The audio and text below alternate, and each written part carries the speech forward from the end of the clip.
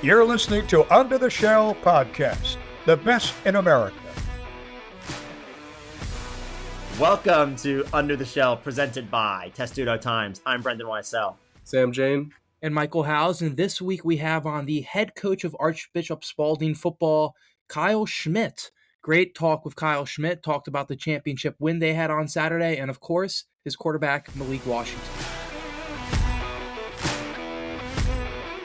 Our next guest is the head football coach at Archbishop Spalding. He's coming off a championship victory Saturday against McDonough, claiming the school's third straight MIAA title. He's also a former Terp himself, playing O-line in the early 2000s for Ralph Friesian.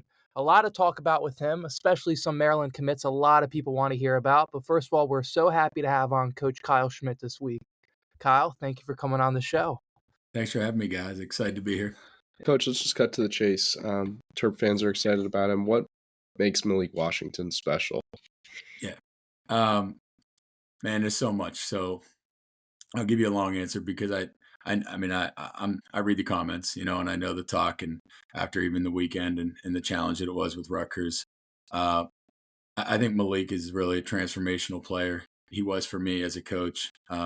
There's a realization on Saturday night at about 9:30 that I'm back into the world that everyone, frankly, else in the football world lives in, other than maybe like Andy Reid and I don't know, Sean McDermott and a couple others, of like not having the super most high level quarterback of all time. I think we have some guys coming up the pipe. They're going to be really good, but he's a transformational player in a lot of ways. I think first, obviously on the field, Malik's always thrown the ball really well, but his legs became a real weapon. And frankly, we wanted to keep him healthy. We knew there'd be shots taken at him. We probably overprotected him in the run game, I would say. And he was a ferocious runner. Had our first touchdown the other night. He's a sick athlete. Anybody who's watched him play basketball, run the floor, dunk. I mean, he's not, when he played basketball, he wasn't like a perimeter guy who stood around and shot threes. I mean, like, he set screens. As it was actually Azar, the DB coach at Maryland now, he said he plays like Dennis Rodman. I was like, that's a nice comp, He did. He rebounded, he played hard, and he dunked. And Malik probably feels he has a little more skill than Rodman, but I thought that was fun to hear. So the athletic ability is really off the charts. I would add the football knowledge is I think it's elite. He watches football like we all probably watch football. I could text him on probably Saturday night after we won a championship and said, "Man, are you watching Kansas BYU right now?" And he probably would say yes. He's a pure student of the game. He sees it, he watches it, he loves it.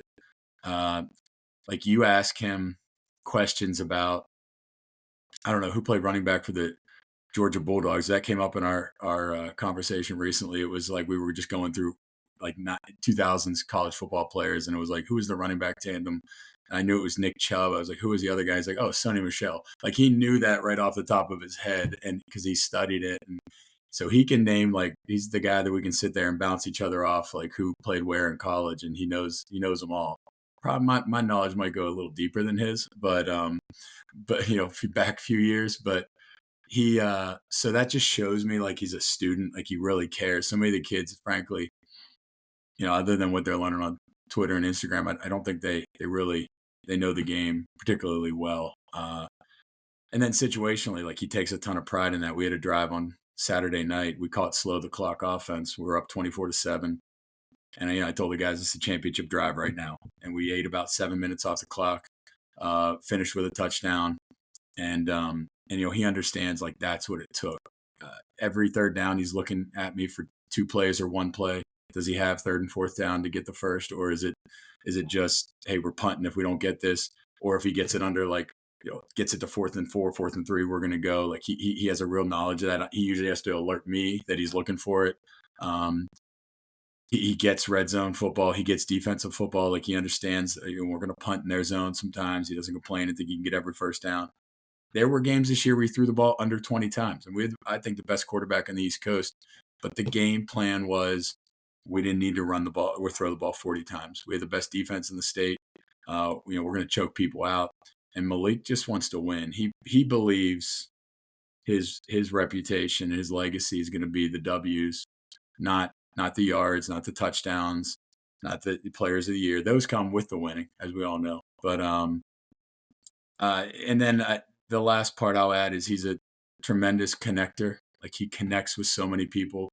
Our admissions, one of our admissions, our associate admissions director, I was just speaking with her yesterday about him, and I mean, she just couldn't say enough good words. She spends a period a day with him in school because he is an intern there, and he represents our place. He's a Spalding guy through and through. Everything I want in a player from this program. He's really beloved by classmates and administrators and teachers, and we're gonna miss him. We only got him for about a month and a half more, and yeah, it was a hug after we took him out, Saturday, that I knew it was going to happen, and I was looking forward to, but I was also dreading because it means I'm not his head coach anymore, and that's a tough pill to swallow. It's really, really, really fun coaching Malik Washington, and I'm just excited for the rest of the state to get to experience that. I'm sure it feels good for you that, he's going to the college that you went to as well. Yep. Obviously, you broke down a bunch of different stuff there. If you have to circle and pick one attribute that you think will,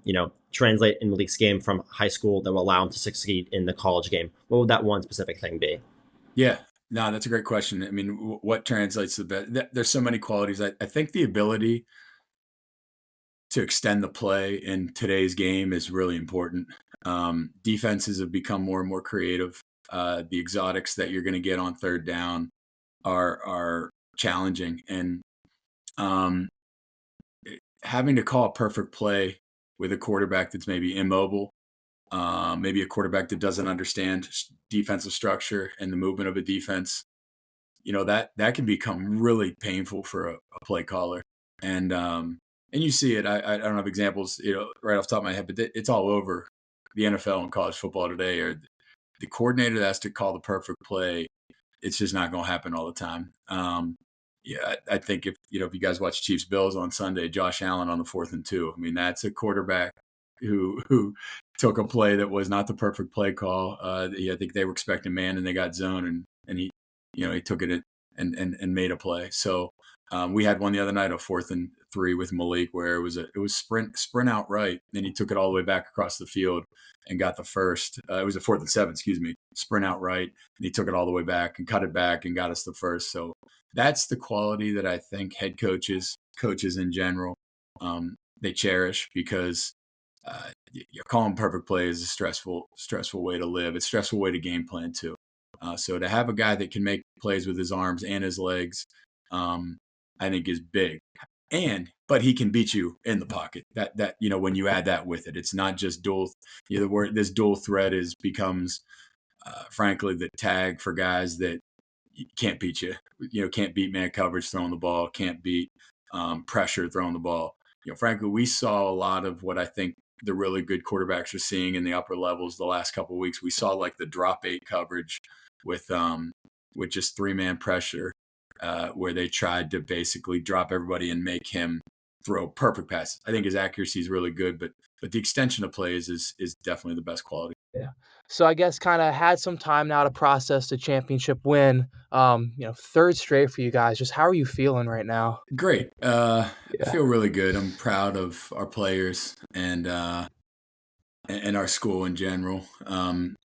We heard a lot of comments this season about we made it look easy, and that's awesome. It's a tremendous compliment, but it was really hard. It's really hard to do what we did. It's really hard all off season.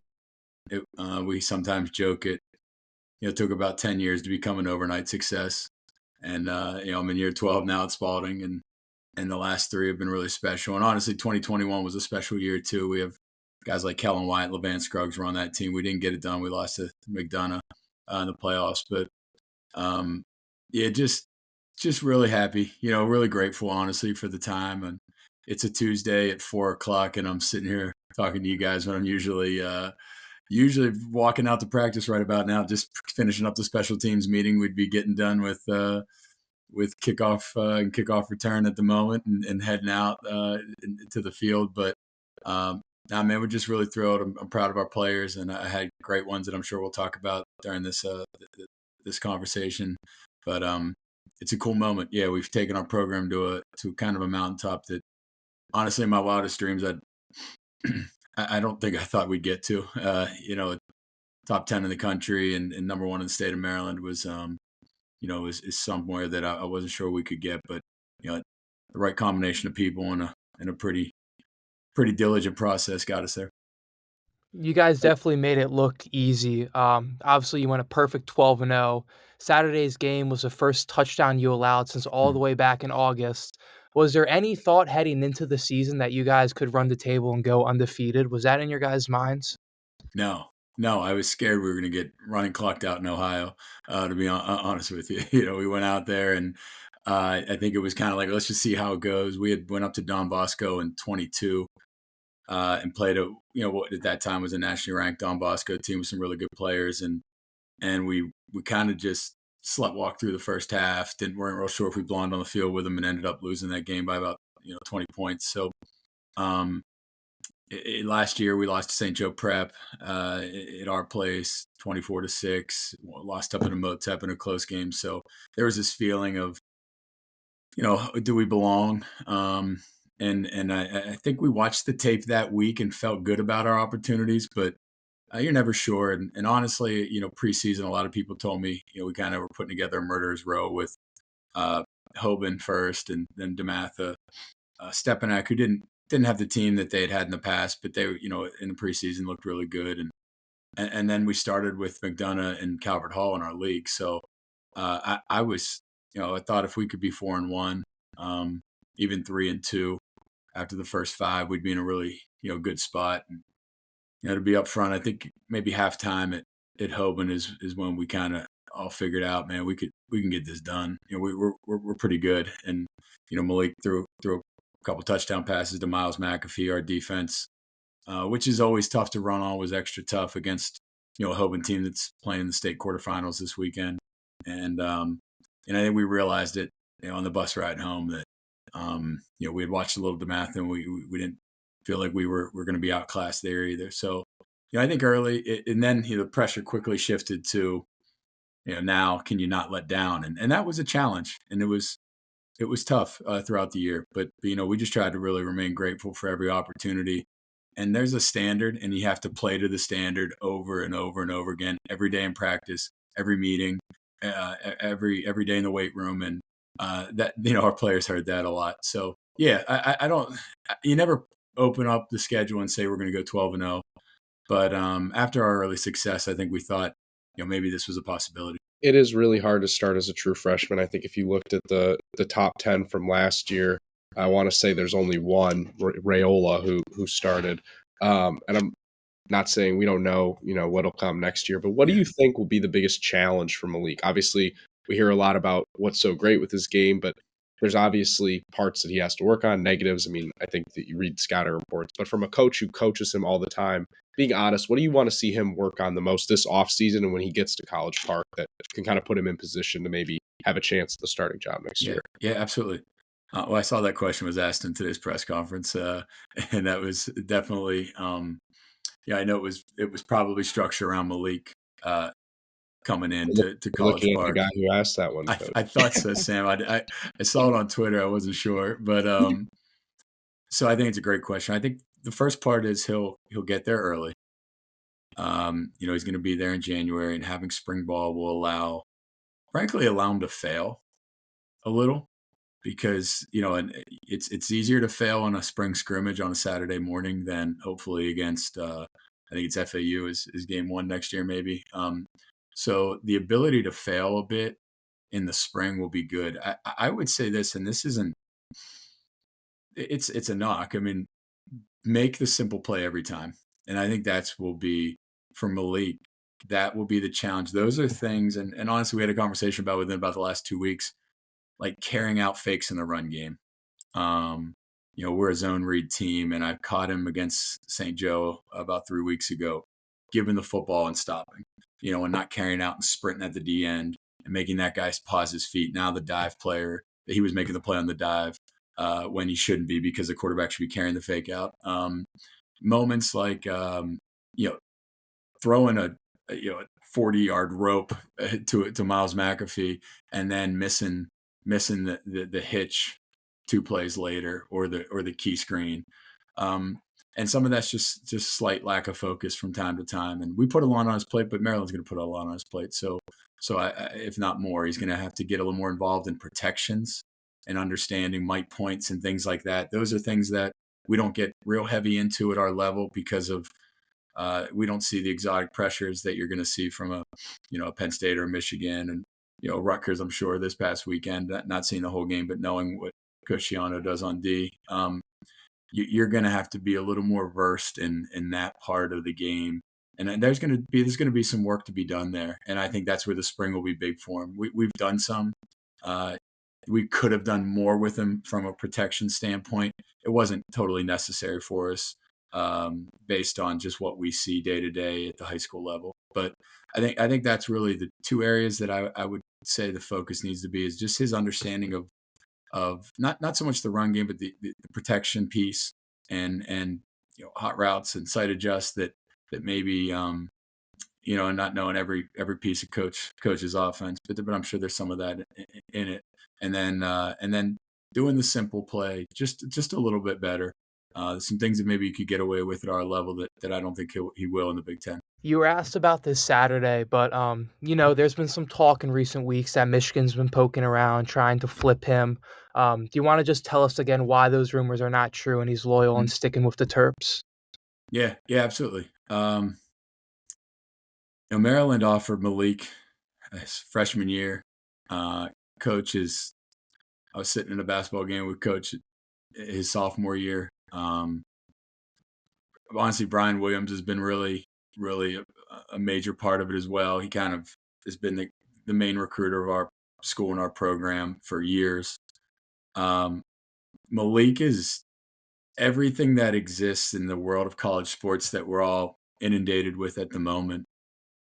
He's just different than those kids. I really believe that he's built a trust and a loyalty to this staff that I think he's extremely comfortable with them.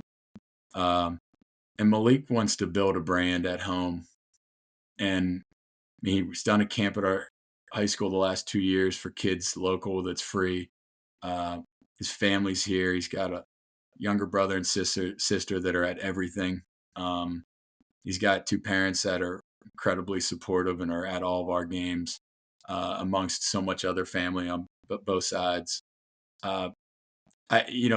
We talked about it. We talked about the other schools reaching out, and I won't go into all of that. That's his business. But yeah, there were definitely calls from competitors, and I think it's my job. I love Maryland. It was great to me, but my job as a high school head coach is to just make sure our players are, they're aware of every opportunity they have. So we often talked about it. He's like, no, I'm not changing, Coach. This is what I'm doing. This is what I want to do. And he's not a kid that's going to be easily swayed by things. Malik Washington believes he's going to come into Maryland. He's going to make Maryland better, and he's going to help build it.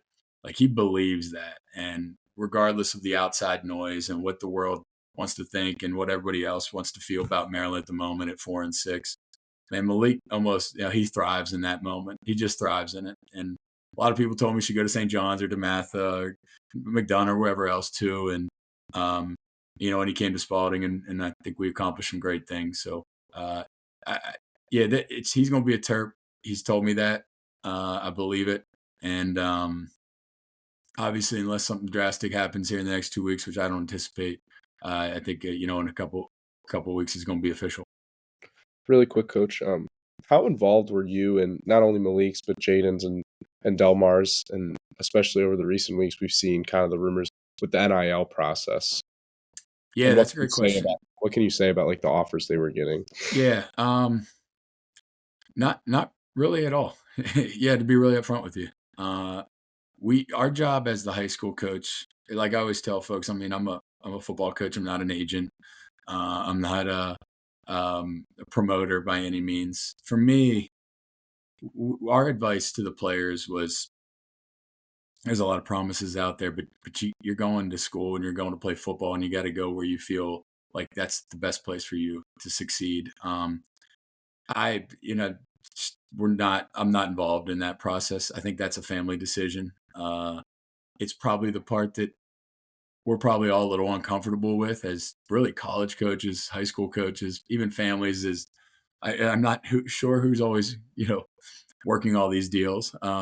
We're here for advice. We've spoken to the families when necessary, but yeah, the last thing I'm going to do is advise these guys financially in any way. That's not my job.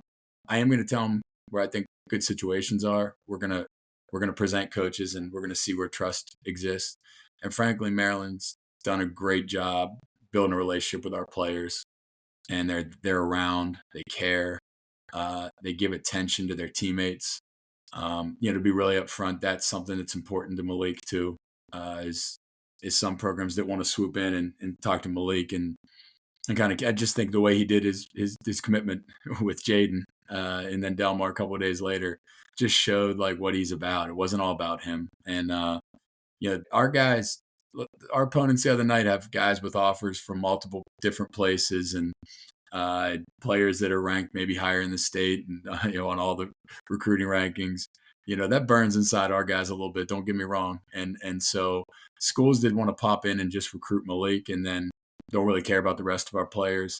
That affected some decision making. I won't lie. Maryland's been really open with us. They've been honest to us about the guys that they can't take too, and I appreciate that about Maryland too. It's not, hey, bring him to camp and we'll see what he can do, or let's throw out an offer just to make the kid feel good. And nah, man, we don't want to build fake relationships like that. We want guys that, if it's like you want this kid in your program, let us know. If you don't, we're not going to hold any ill will. If you don't want Trent Gillis, who's going to the Naval Academy, or Elijah Jones, who's going to Northwestern, that's okay.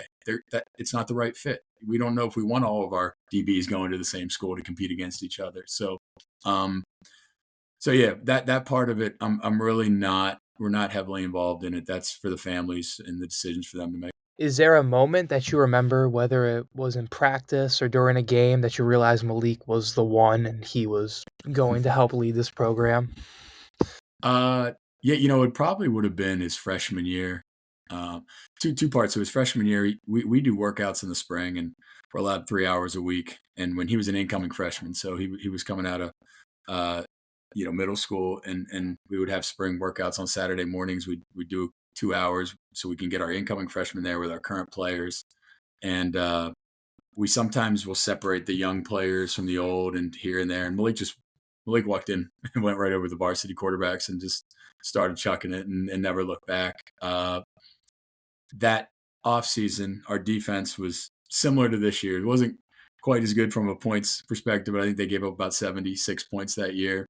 And Levan was on it, and Kellen, Mansour Delane, who's now at Virginia Tech at cornerback, and amongst a couple other, Tyler Brown is at JMU, and a few other really. Jayden was on that defense as a freshman. So just a really, really good group of guys. And Malik would just carve them up in practice. Now, he wasn't actually the starter. He was a freshman. Nick Gutierrez, who plays lacrosse now at UMBC, was our starting quarterback. But Malik would just carve them up, and he wouldn't be fazed by them. And those guys would talk trash, and they'd get on him and treat him like a freshman at times, in no bullying way, but just they'd harass him.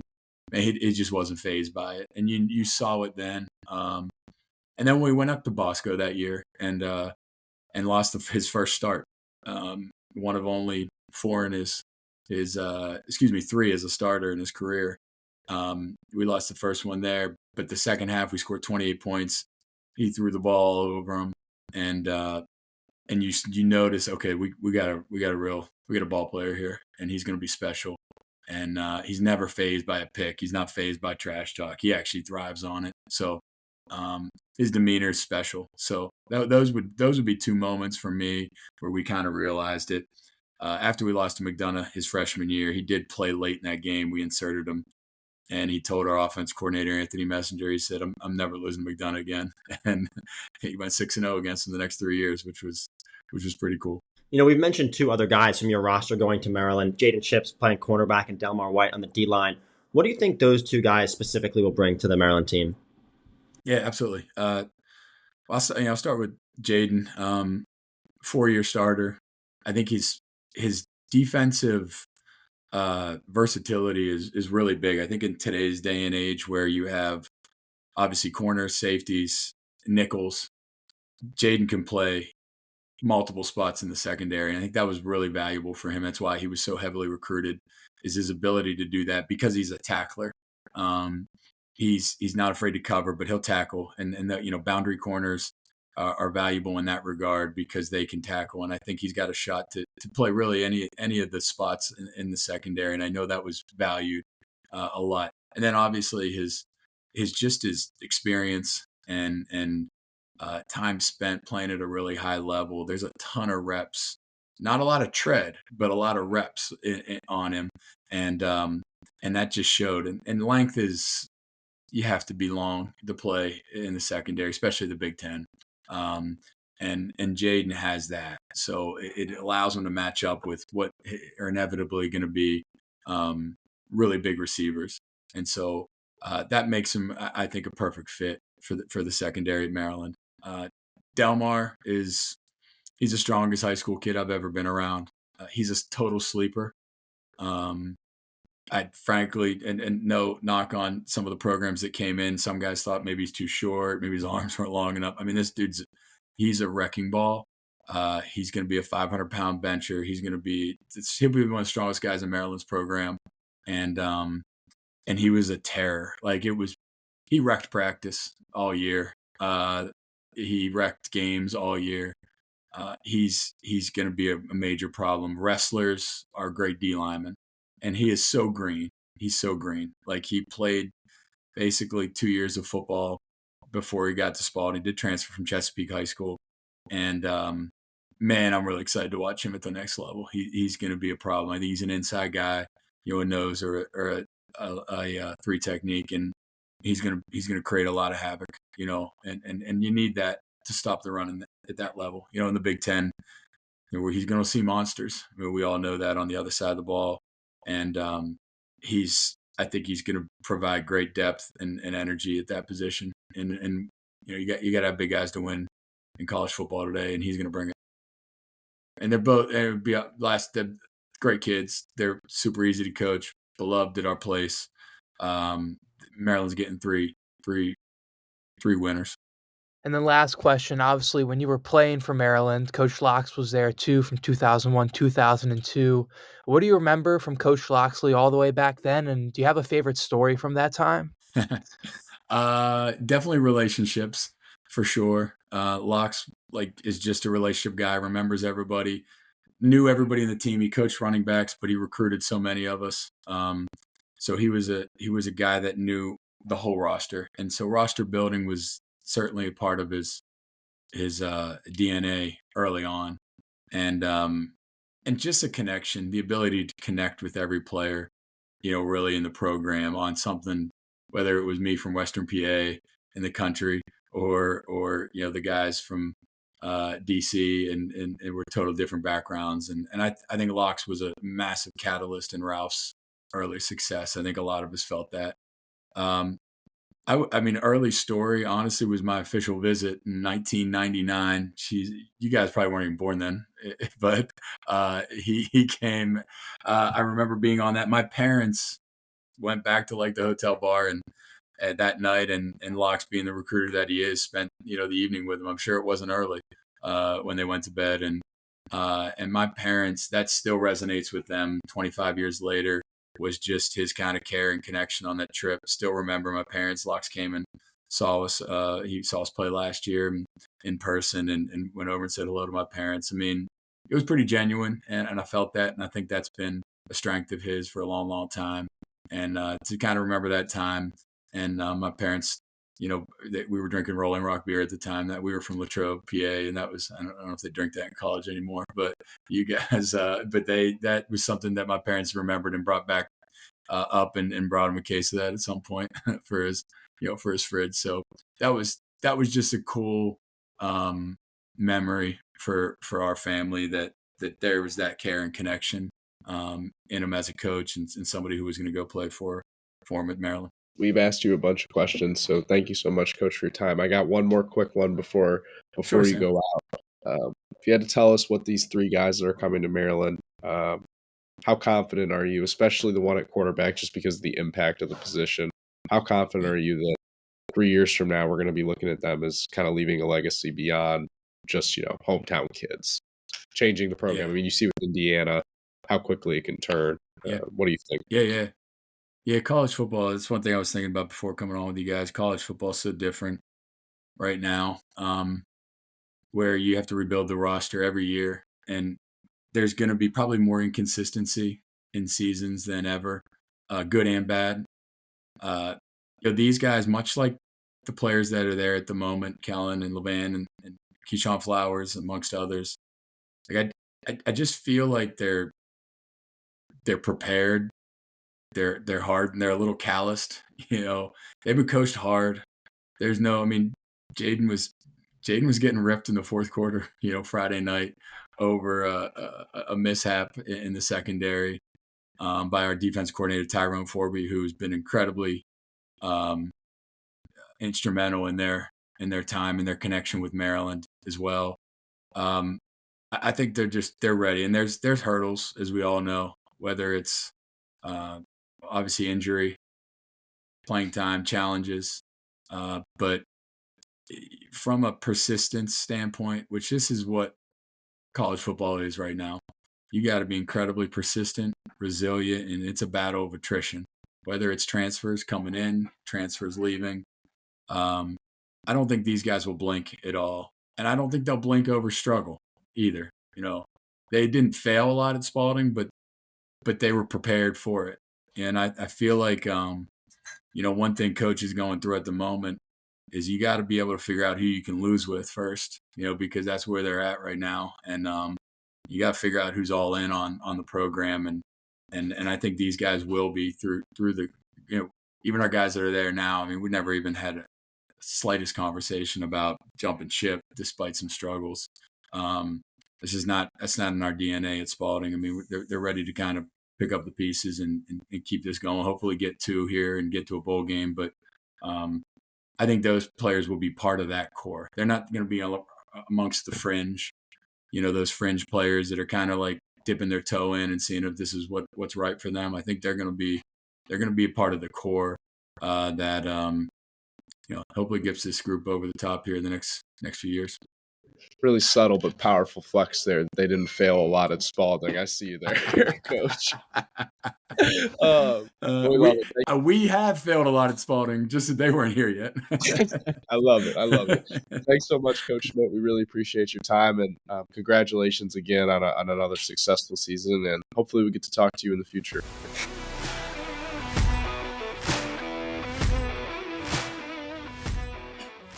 Thanks to Coach Schmitt. He pulled us out kind of from the depths of Maryland football right now to look to the future with Malik and the other 2 guys that are coming to College Park. But we don't need to start with football like how we normally do, because the biggest game in Maryland athletics, I would say, recently was the Terps men's basketball team took on Marquette at home, number 15 ranked Golden Eagles. Narrow defeat, pretty heartbreaking for Maryland, who came back from an 8-point deficit with like a minute 30 to go. But then Deshaun Harris-Smith missed 2 free throws that could have tied the game, and then Marquette put it away. So Maryland suffers a disappointing home loss, a game that was back and forth the whole way, but a game that I'm sure Willard and the players felt that they could have and should have won. Guys, let's just start basic. Brendan, Derek Queen played phenomenal, another 20-point game. What did you see from the freshman, and how encouraging is it for him to do it against a highly ranked team?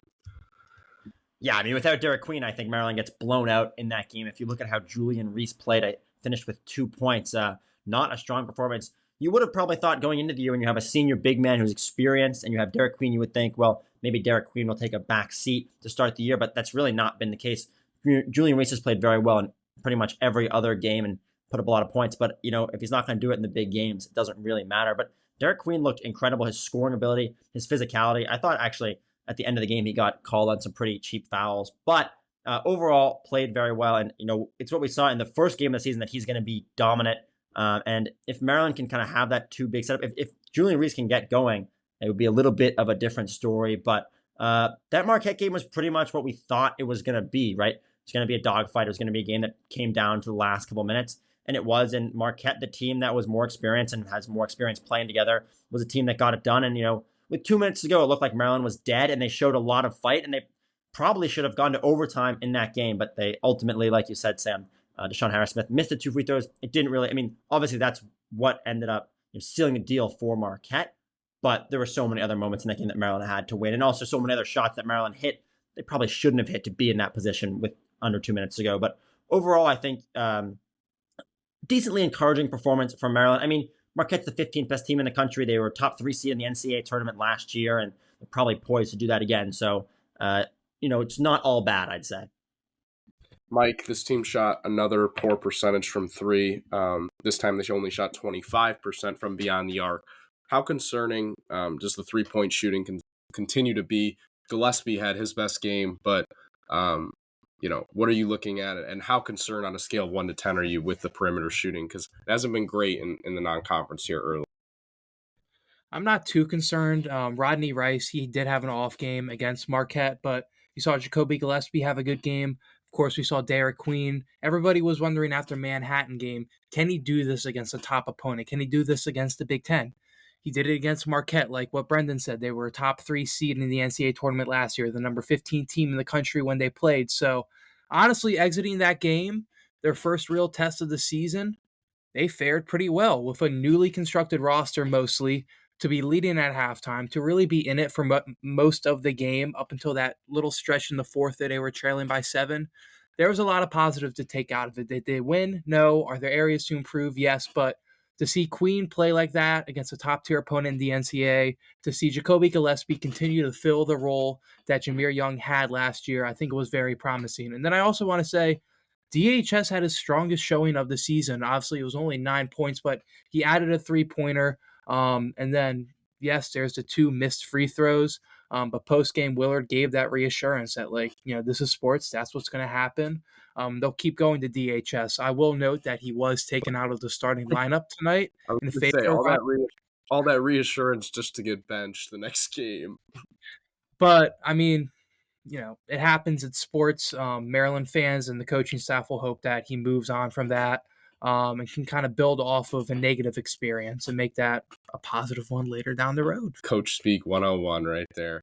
I do think that what he said about Maryland, coming away, on one hand, I get it. I think you do feel encouraged by Queen's performance. You feel good about how Gillespie's played early on. I think Rice won't shoot that poorly. But they are only shooting 31% from 3 right now, which, again, would be at the bottom of the Big Ten. I know we keep talking about they got potential shooters, but in reality, this team has 3 proven shooters that have shown it. Miguel, who hasn't shot really well at all to start this season, Rice and Gillespie, who are really the only 2 guys who have poured it in from 3. But I also think on the flip side, when it comes to Marquette, you feel encouraged, but there's not a lot of non-conference opportunities anymore, guys. Their schedule is loaded with sub-300 KenPom teams. Scott Green tweeted out that it was 6 teams that rank below that threshold. And now when we look ahead, Syracuse and Villanova don't look like such great opponents anymore. Both teams have struggled early on, Villanova especially. So you're potentially looking at coming out of non-conference play with not a single quad 1 win.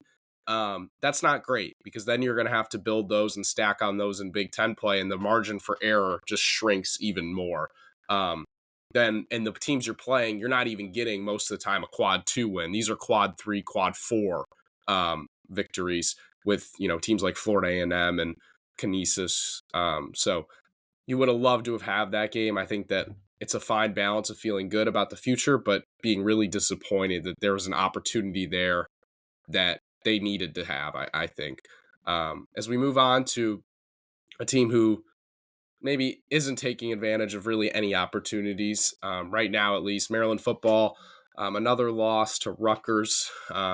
First time they've lost to Rutgers in 3 seasons. They've been beating the Scarlet Knights by an average of 20 points. Let's just start point blank period, guys.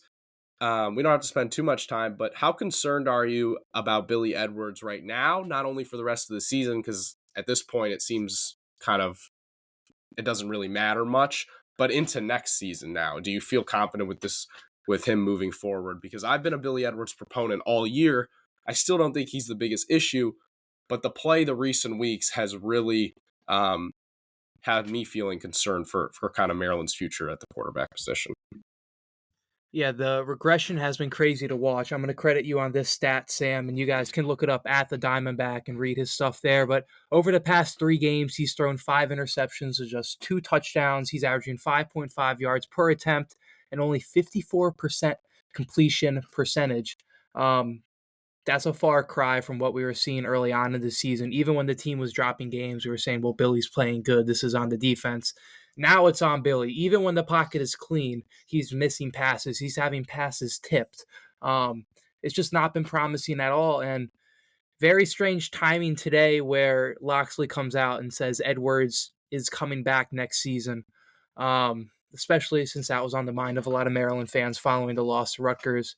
That's interesting to watch, especially with Malik Washington coming in next year. It should be a fun QB competition, but definitely discouraged by Edwards. I don't really know what else to add here. Like, the season is over unless they beat Penn State in the final week of the season, which we know is not going to happen. So I think the team is looking forward towards next year. I think, Sam, you said earlier, they're probably already having the exit meetings, so that's why Locksley came out with that statement today. But it's just not been promising at all. Yeah, it feels like that. I mean, obviously, I don't think they're actually having exit meetings at this point. They're going to play out the season because as we've maintained the whole year, Locksley has too, that this team's playing hard. They're not winning. So they obviously have 2 more games that they can potentially make it to a bowl game. But as Mike said, I think we kind of, the writing's on the wall that that's probably not going to happen. I think the writing is less on the wall with Edwards. I think that this team has put him in a pretty poor position. He's averaging around 45 attempts per game, which is easily the highest in the Big Ten, higher than Talia really ever threw at any point. And I know that the running game has been bad all year, but for a quarterback who's already struggling and an offensive line that can't pass protect him, I mean, on average, guys, how many times do we see Billy Edwards on his back, during a game? It has to be 20 plus at this point. He's getting hit multiple times a game by defenders.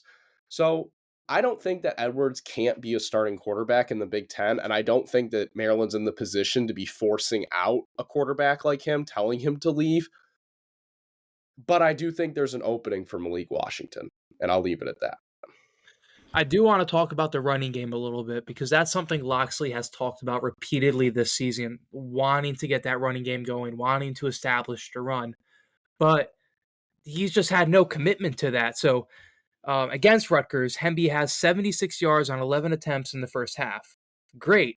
In the opening drive of the second half, he has 4 rushes, has that touchdown run, and then he didn't touch the ball again until the final minute of the game.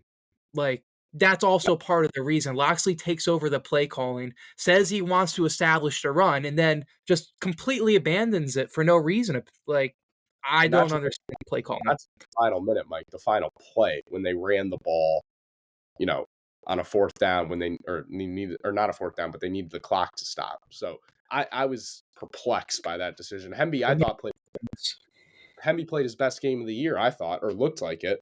And to completely abandon him, I don't know. I mean, I think you guys are dancing around it, but the obvious answer is the reason Billy Edwards is struggling, the reason the running game is terrible, because of the offensive line. I hate to pull this example because it just adds weird fuel to Mike's fire. But if you look at Shedeur Sanders, like, very, very good quarterback, probably didn't get that much better from last year to this year. But the biggest difference is he's had a good offensive line. Not saying Maryland's going to make that big of an adjustment for Billy Edwards, and I know that's not going to happen.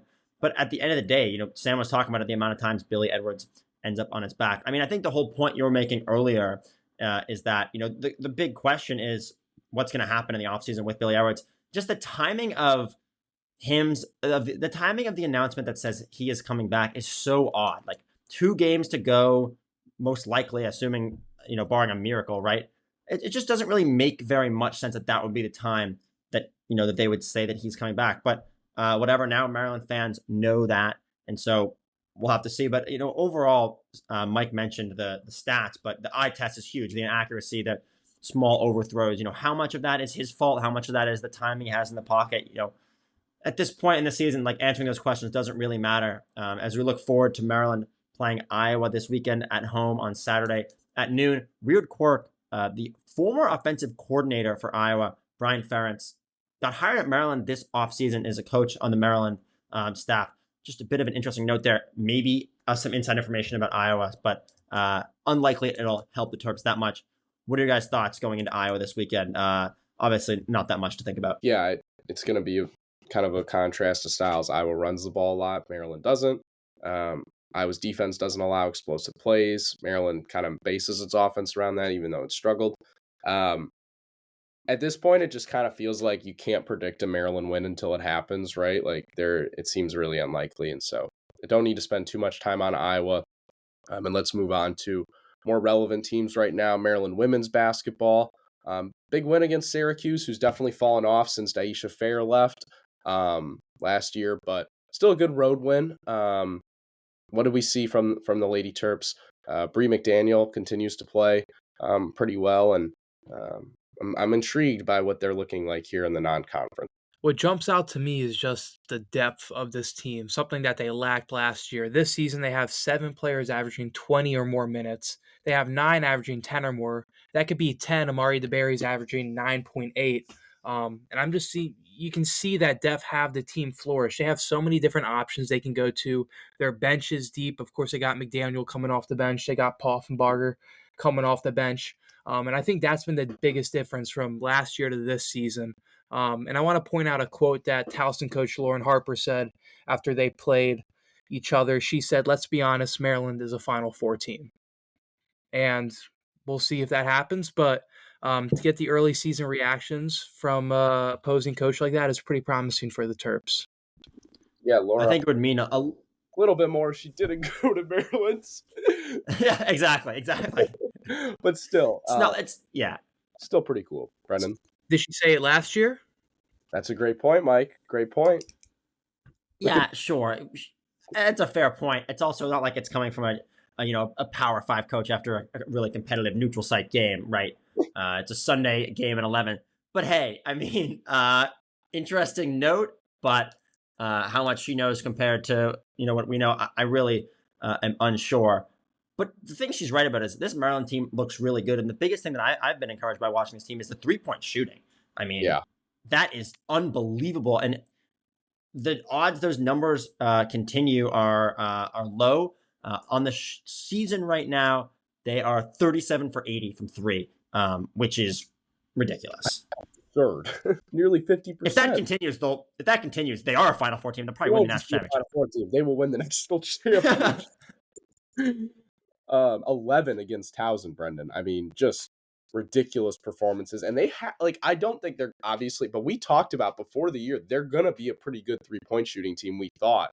Saylor's a good shooter. Schmeichel has been unbelievable so far. She's been way better than I even expected.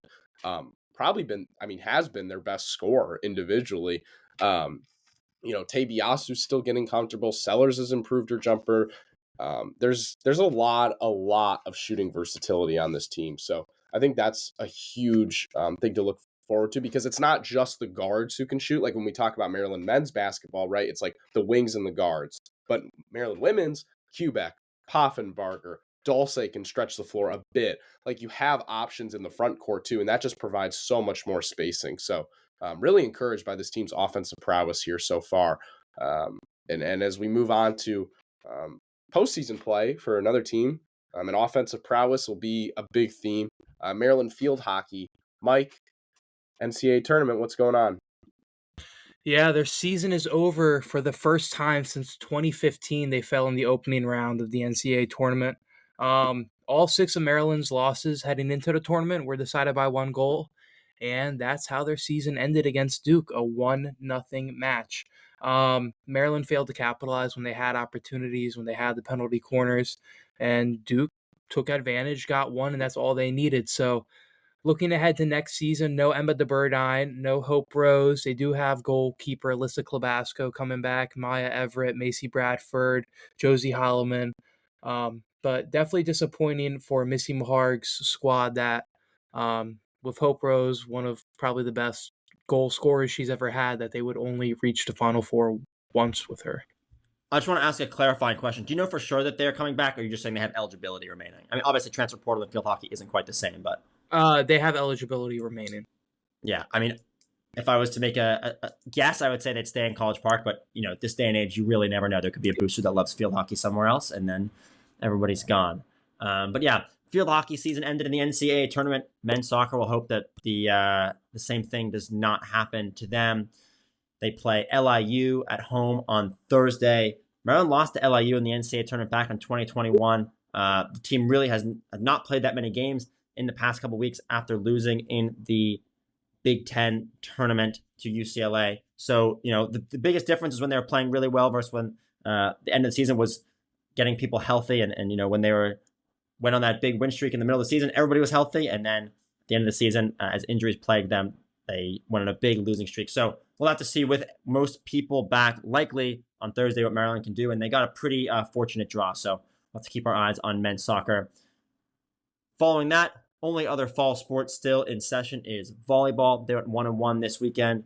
They have 4 games remaining to try to finish over 500, which they've done in the past few seasons. They probably need to win the next 3, however, because they face Nebraska at the end of the season at home, which is a game they'll likely lose. So once again, pretty much disappointing season for volleyball. We'll get to some wrap-ups of fall sports in a second. 2 quick notes. Cross country, Rose Coach set the 5K record again. Kudos to her. And then wrestling won 38 to -1. And they competed at a high school because there's a bunch of other sports going on at Maryland on Saturday. Those are my other notes from sports this week. Shout out B Wizzy bringing the hard hitting stuff. 38 to -1. And I saw the high school thing. That was fascinating. Let's do like a little wrap up. Maybe not in the way that you would do traditionally, but it's been kind of a disappointing season for fall sports in Maryland. So what we're going to do is classic podcasting. We're going to talk about a hot seat. We're going to put 4 coaches and kind of gauge where they're at on the hot seat. All 4 had somewhat disappointing seasons / finishes. So Mike, give us the 4 coaches in College Park that the 3 of us will be looking at here for the near future. Yeah, so we'll be talking about Coach Sasha, whose team is heading into the NCAA tournament right now. Don't know how it will end, but a rebound season compared to last year. We also got Missy Maharg, of course, just dropped in the first round of the NCAA tournament. Coach Loxley, 4-6 right now. I think disappointing season is the consensus. So let's start with Adam Hughes and the volleyball team. So, of course, right now they are 13-14, like Brendan said, 4-12 in conference play. Entering the season, he had a 33% record in Big Ten play compared to 48-12 in non-conference play. Not doing anything this year to boost those conference numbers. So where would you guys put him on a scale of 1 to 10 right now? With 1 being ice cold and 10 being very hot. Yes. He's the one that's just to make sure we're all on the same page here. I would say Adam Hughes is at a 6. It's really hard to know how much is his fault. Also, the Big Ten is just so dang good at volleyball. So definitely not cold, but, we always have to play the game with Adam Hughes. So I'll give it a 6. Sam? I'm going to go 1 above Brendan and say 7. 7. I think that eventually you got to win some Big Ten games. He's been here now for 6 seasons.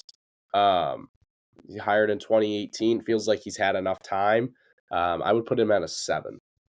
All right. I was going to put him at a 9. I just feel like, you're in a strong volleyball conference. At some point, you got to start racking up wins. In the Big Ten, he just has not shown that so far. So that's going to bring his average to a 7.3. Next up, Coach Loxley. Brendan, what do you got? Coach Loxley is a tough one. Oh, my God. This season has been such a disappointment. But the thing is, with 2 games to go that are likely losses, if Maryland finishes this season 17th in the Big Ten, I'm going to put it at... It's hard to say that him and Adam Hughes are the same, but I'll say 6 again. If he didn't have recruits coming in, it would look very, very different. This is one that I think there's a drastic difference between, I think, what fans think and what the reality is. What fans, I think, should and maybe what should be. I'm not saying yes or no. I don't really know the intricacies of the hiring decisions. The athletic department knows more, but I would say the fans expect probably a 7 or 8. I think realistically, he's at a 4 or 5. I'll go 5 just because of how disappointing this year was, but he's going to need another really poor season. And then if that happens next year, then I think you start looking at, he's either gone or you're at an 8 or a 9. So that's kind of where I'm at with Loxley. In no danger right now, at least. Yeah, I agree with both of you guys, especially with the recruiting class coming in, especially with Malik coming in.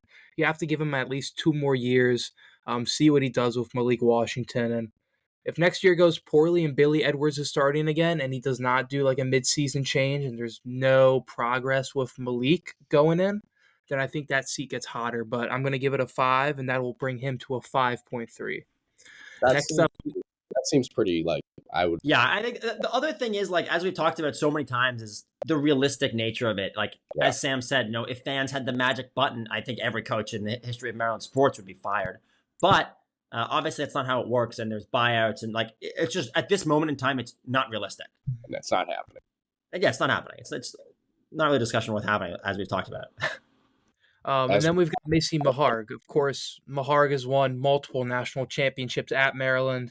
Let's just reached the NCAA tournament today. I'm going to give that a 1. I don't think her seat is hot at all. 1. I just think the only way, if we're factoring in age, that's kind of the only, she's been here for a really long time, but in terms of how hot her seat actually is, 1. If you've won a national championship, I mean, there are very few schools and very few places that they would get rid of you at any point. Miss Maharg hasn't won one. She's won several of them. Obviously, as Mike mentioned, not making the Final Four for the first time. I think they've only missed the Final Four, once in the last 8 or 9 years. Yeah, I mean, 1. All right, so that brings her average to a 1. Great math, Mike. Oh my God, very impressive. We're going to go to men's soccer now. This would have been interesting if we did it earlier in the season because, of course, there was a coaching change on the women's side of soccer. But with Sasho, I'm also going to give that a 1. Again, multiple national championships in the NCAA tournament. If you factor in an age, like Sam said, I think that could be a little bit different, but I don't see a change happening with Sasho or Maharg. I'll be different and say 2, just because I could maybe see him retiring soon and maybe them kind of wanting to get out. You know what I mean? He has a couple bad seasons, all right, I'm done. And they, agree to part ways mutually. But yeah, I mean, realistically, he's not getting fired. He'll either retire here or, leave somewhere else. But that seems also really unlikely. Yeah, I would say a 1.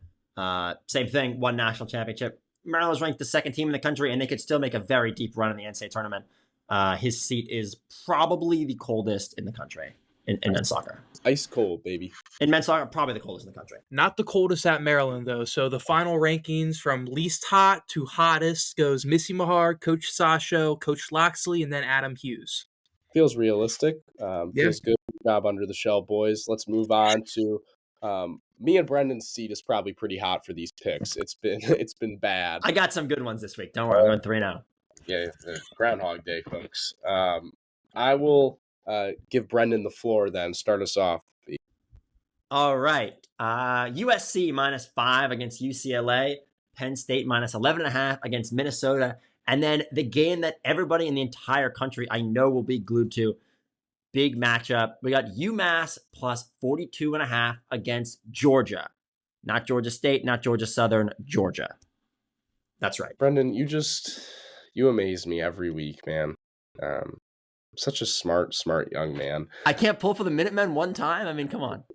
Mike gets his Colorado. I get to pick UMass. It's only I fair. could have seen the UMass pick coming a mile away. Whoa, here's what I'll say is UMass just fired their head coach. They're going to be fired up. If I was making that line, I'd probably put it at 12.5.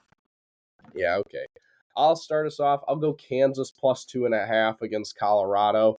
That I'm going to follow that up with Indiana, +12.5 against Ohio State. And I'll finally end it with West Virginia, or not West Virginia, silly me, Western Michigan to cover. I'll just take the money line there. It's a 1 spread, so I'll take the Broncos. Awesome. I do want to note after last week, Sam Jane is 16-20, and I am 22-14. So if you want to take the picks, take mine. We're gonna go Colorado, favored by 2.5 points at Kansas. I just don't see how the Buffs are only favored by that much. BYU is an underdog at Arizona State. I know Arizona State is pretty good this season. But BYU dropped the game last week. I think they're going to come out a little bit hotter this week. BYU +3. Then I'm going to take Maryland, Iowa under 46. This is a very interesting game. Iowa is tied in the country for the fewest passes of at least 20 yards this season. So I think Maryland's defense is going to have a little bit of an easier day. And I also think their offense is still anemic. Not that anybody wants my opinion on any of those, but Mike, I don't like any of your picks. All right. I'll move on. Terrific Terp. I just thought I'd add that note in there. Caitlin McFadden Phipps was named the your record, bro. Whoa! Interrupting Terrific Terp. That's illegal. My record's pretty good if we're counting losses. Okay, let's do Terrific Terp before we keep talking about college football picks that might all be wrong.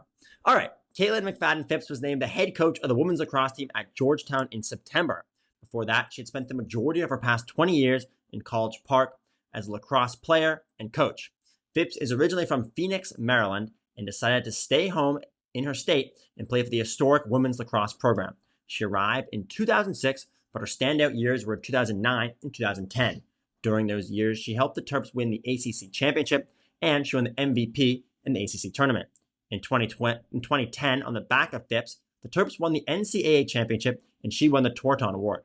Also in 2010, she was named a finalist for Sportswoman of the Year. As a midfielder, Phipps did it all and was named an All-American in 3 of her 4 seasons as a player.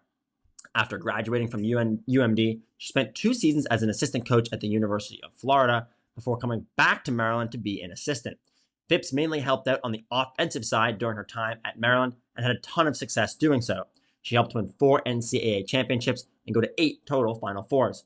Not to mention the way she helped players like Taylor Cummings, Megan Whittle, and Aurora Cordingley all excel on the offensive side of the ball. The Maryland lacrosse coaching tree has expanded once again, with Phipps heading over to Georgetown. However, her heart may always be in College Park because her husband, Brian, played lacrosse at Maryland. With all that being said, as Phipps moves on to Georgetown, we crown her our Terrific Terp. I've got to say, that was probably one of the most beautiful endings to Terrific Terp yet. You like that? It's I had to. Always have to add in those details. That was legal. Good job, Brendan. As we wrap up another Terrific Terp, another Under the Shell, we really appreciate you guys. Programming note, we will be off next week. Enjoy Turkey Day with your families. Eat some good food.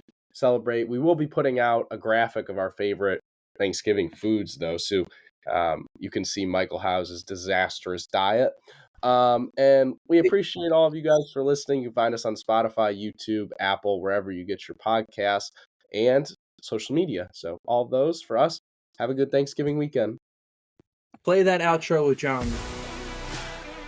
Guess what? You've got Under the Shell podcast. Nobody does it better.